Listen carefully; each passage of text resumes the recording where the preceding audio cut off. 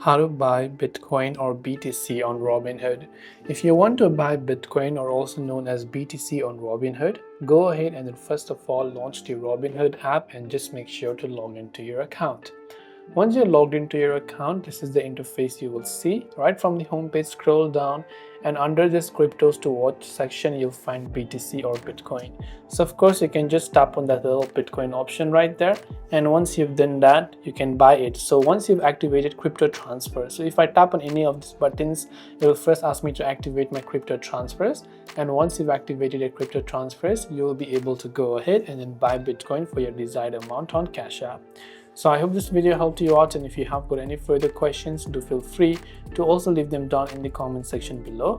As always, thanks for watching till the very end of this tutorial and see you soon in the next video.